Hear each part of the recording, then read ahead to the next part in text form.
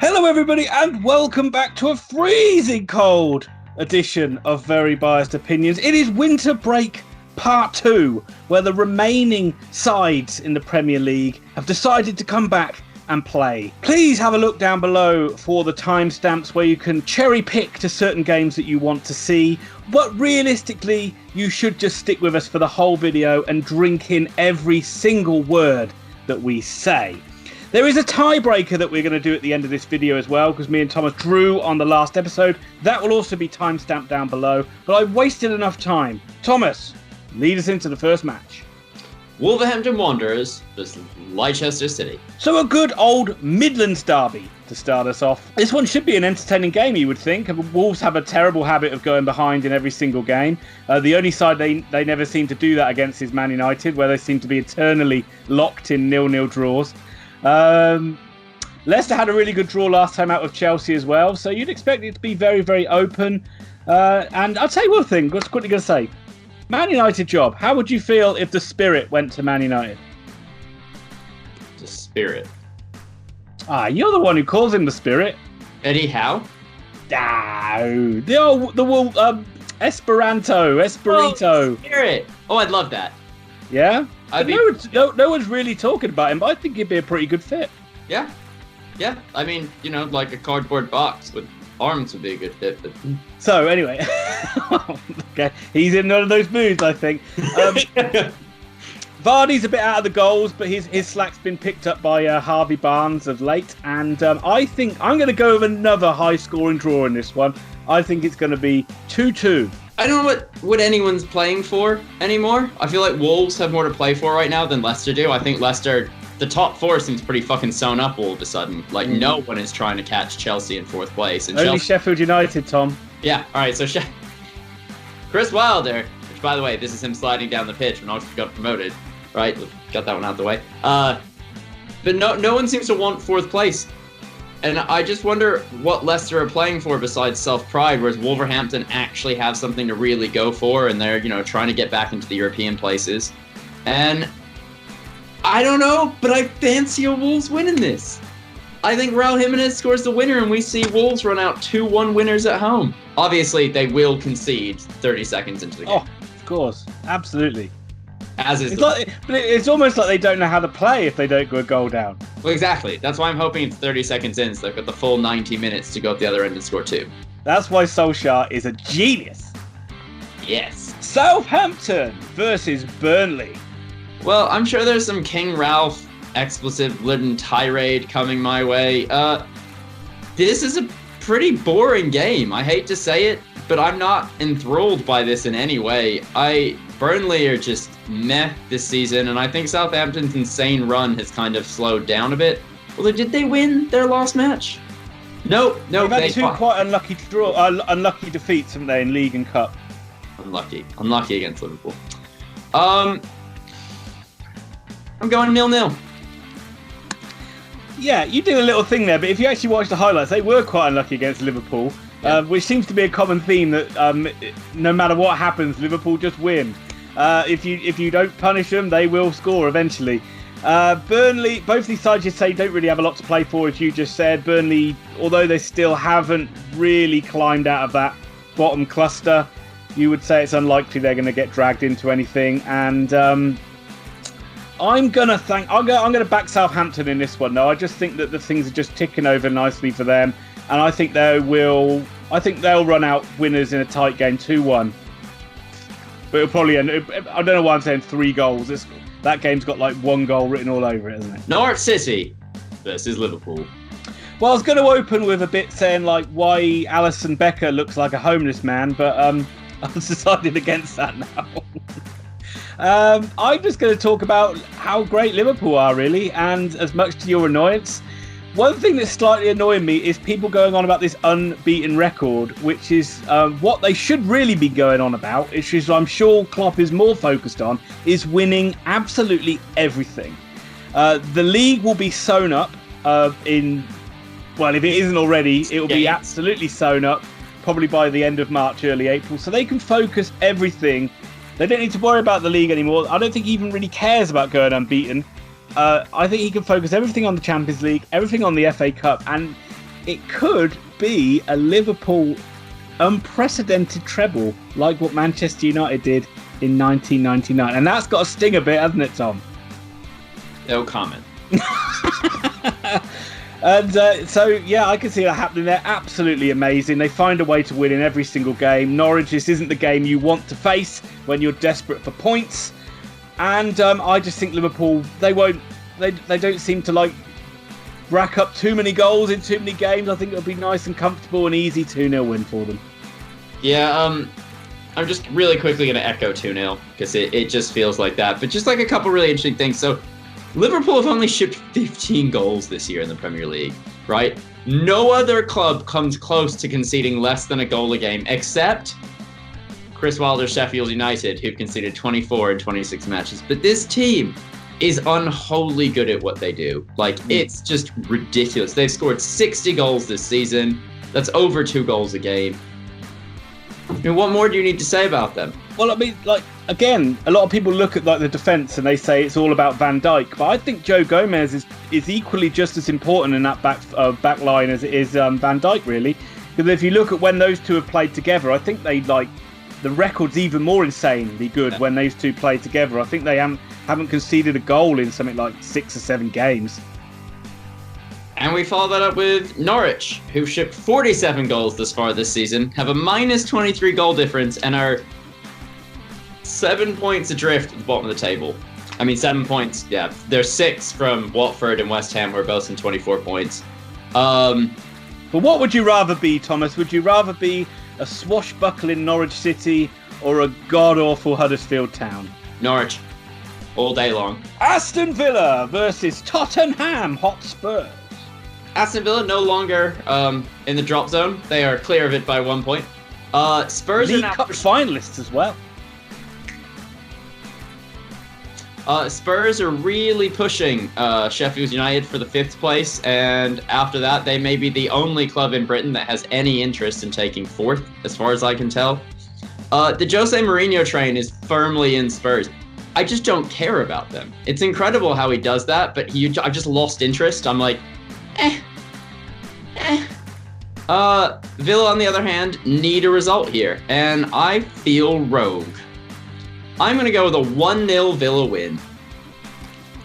Well, this happened on the first game of the season, didn't it? And Villa were 1-0 up. It looked like they were going to cause a massive shock, and then Tottenham came back and beat them with 2 or 3 late goals. Thomas, I just want to mention, it's been a while since that Man City game because Tottenham weren't playing last weekend. Well, in the end, City didn't play either. But I just want to say, what a great goal on the debut for that Bergwijn. Score. Oh, what a scream. And then he ran around like a kid and then got cramp and had to come off 5 minutes later. But what a great goal. And I'm going to talk about, that was the epitome of a Jose Mourinho masterclass. What an absolute tactical genius this man is. And when I mean masterclass, I mean that Jose Mourinho is the master of the lucky win. Going all the way back to his Porto side, somehow beating Man United at Old Trafford. We're talking the Gerrard slip. We're talking countless other games where Mourinho's got a bit of luck and ended up pulling a result out of the bag. That is his real legacy, folks. Lucky, lucky wins. And that is why I'm going to back Spurs in this one. And that is why I have a feeling Spurs will get in the top 4 as well. I'm going to go reverse. 1-0 win to Spurs. Actually, why am I... No. 2-1 to Spurs, because Spurs always ship. I feel like I'm just conceding to you. Some of my results are mad. I mean, the only thing that would have been crazier is predicting a Norwich City win. You want to change it? You can change it. Not a chance. Come on, change it. Let's go on to a really fun match. Arsenal versus Newcastle United. Well, I'm going to tell you a little story now, Thomas, about a wonderful manager who took his side all the way down to Oxford United and got a fantastic 3-2 victory in the FA Cup. That, my friend, is Steve Bruce. It has been 13 long years since Newcastle have got to round 5. They needed a manager. They didn't need a Benitez. They didn't need a Pardew. They needed Steve Bruce to come along and get that job done. What a manager he is. He certainly is the second coming of Kevin Keegan. I will love it if we beat What a them. great job Love it. he's done. Newcastle solidly in the mid-table, nowhere near going to go down, can focus all their energy on going far in the FA Cup. Who knows? They may even win it. And I'm not talking about Arsenal because I'm going to leave them all for you, but go back and watch St. Maximan's winner against Oxford because that really was a special goal. And long story short, Arsenal to win 2-0. I love it when you do that. You big it up, there's this big ending coming, and then you say the polar opposite to what your entire prequel has to say to it. That's why I am the Polar Express. I actually don't know who Arsenal are as a club. They confuse me. Just when it looks like, attacking-wise, they've sorted it out, they play out a stale 0-0 draw at Burnley. I mean, like, what the actual hell is going on? It seems like they want to play Lacazette and Aubameyang, and then when they finally do play Lacazette and Aubameyang, they fall apart. I don't know what to think of them. They are a dumpster fire. There is no direction at this club. The players seem to be pulling slightly for Arteta for a while, and now there's just nothing again. There's just nothing. And because of that, it's time for another shock result. Steve Bruce will take his Geordie army down to London and win 1-0 away from home against the Arsenal. Testify. Also, I've just decided to pick the opposite of what I think on every game because I seem to just never get anything right now, so... Well, Thomas, I would just say, before you are actually leading in predictions, but before we just move on, I was going to say, Arteta, the main thing he's got to do is clear out a lot, and I mean a lot, of dead wood. Not so many games this weekend, so we didn't have to wait until we get to the creme de la creme, because it's time for the main event. Chelsea Football Club versus Manchester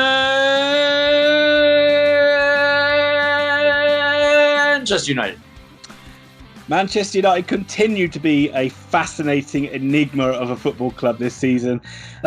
This game took place on the opening day of the season. Chelsea battered them for about 20 minutes and then ended up losing 4-0. So let's see what happens this time round. Resident expert Manchester United fan Thomas Pickering, what do you think?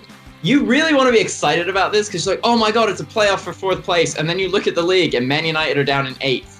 Let me just tell you some teams that are above Man United that I've slated this season. Everton, Tottenham Hotspur, Everton, and Everton. Everton are now above Man United. This has been a painful year. And you know what? I don't think it's going to get any better. I don't know why, but I think Chelsea are going to right the wrongs this last match, and they're going to come at Man United with passion and anger.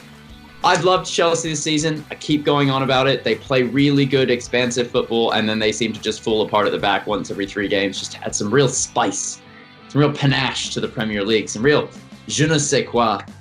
Man United have a lot of work to do in the team. It feels like the same thing we say every week. You keep waiting for something to click, something to look better, and it never does. And obviously they don't, they signed what's-his-face, centre midfield, Fernandes, and that's great, and he looked decent on his debut, but like a lot of people were saying, in a 0-0 draw, that's not the greatest debut, and the guy doesn't score, doesn't get an assist, it feels like the standard for Man United has slipped, and everyone is just happy with it being lower, and the manager constantly coming out and basically espousing that the standard is lower is not especially helpful. As a United fan, I have to, of course, pull for them. Is against my dunna to not do that. So I will go with Man United winning this game handily 3-0. You don't get off the hook that easily, Tom, because we need to talk about one thing. Igalo. What the actual hell? Haaland, Josh King, you end up with Igalo.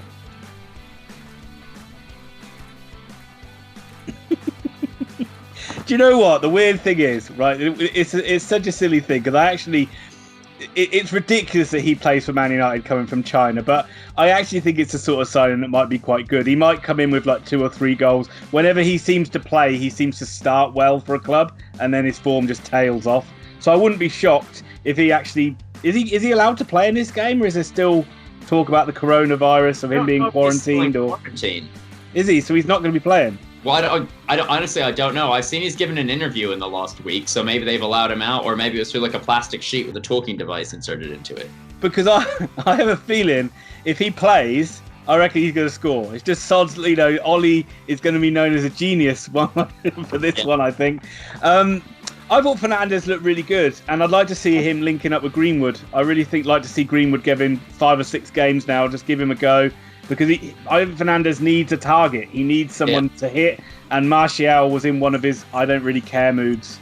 I think Igalo made a really interesting point about how like he thinks he was saying he thinks Rashford and Martial are better coming from outside and driving in and not being target men. And I think we've kind of said that about Rashford a lot, is that his greatest strength isn't being that furthest player forward. It's using his pace, driving at people. Absolutely, yeah. And maybe Igalo will be able to unlock that, and maybe that'll also allow Martial to play slightly to the left, which seems to be where he plays best, and then cutting in and pinging shots. So it could be really helpful. Honestly, Odin, it could be really helpful, but I just remember him at Watford, and I don't remember him being a striker that Man United needed in their team. And now it's like he's the freaking savior of the red side of Manchester. It's a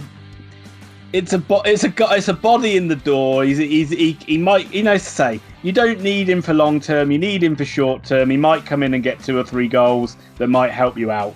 He's not going to be there next season. Yeah. So we'll just bring Larson back in. He's a box striker. It'll be fine. But when you watch that Inter Milan game yesterday and you see Lukaku, you just think, really, Man United need to get rid of him? Yes. We didn't talk anything about Chelsea, so come out as Chelsea fans. And I'm also going to back Man United by the way, in this one. I'm going to think Man United will win. I think it's going to be 2-1 to the Red Devils. Before we do our final bit of fun, I just want to thank everybody for liking, everybody for subscribing, everybody for continuing to follow our channel. We really appreciate it. For looking below, look at your timestamps if you don't want to hear us waffle, but our waffling it's on point. And yeah, just thank you for everybody continuing to make this an enjoyable experience. It's, we work long days and do random shit, and it's nice that we can have these chats and people want to watch us do it. And if you want to win some real money, go to GRANDSTAND Bettors, because they're probably better than 2 out of 5 results correct most weeks. And now, Ian, give me my tiebreaker. Okay, it is time for the tiebreaker. As you said, we did only get 2 results apiece right out of 5 last weekend, so not a great showing. Thomas is winning overall in predictions 13-12. We don't always keep track of the scores, but on the channel, but we do, like off camera, we do keep going on the scores. So when it's a tiebreaker, I give Tom a one-off question where he has a 50-50 chance of getting it right. And today's question is featured around everyone's favourite manager, Jose Mourinho.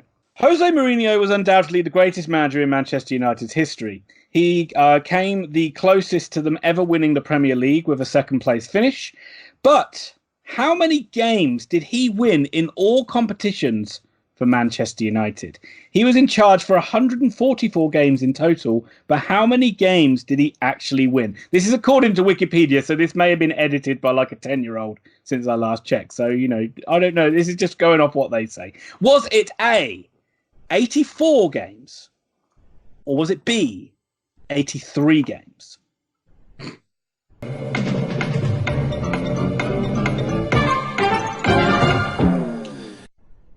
83? I win! And if you're looking for detailed football analysis, you're definitely in the wrong place.